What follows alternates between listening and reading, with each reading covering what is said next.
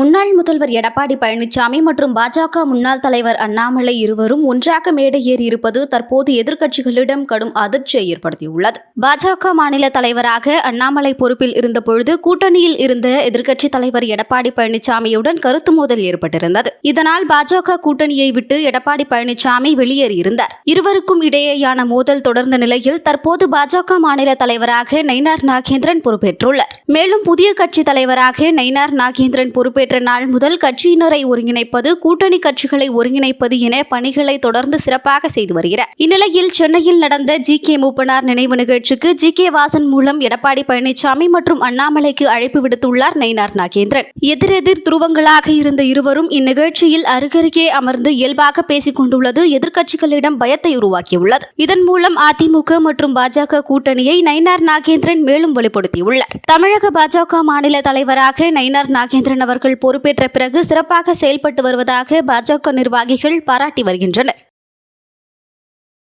செய்திகளை உள்ளது உள்ளபடி தெரிந்து கொள்ள ரெஃப்ளெக்ட் நியூஸை சப்ஸ்கிரைப் பண்ணுங்க.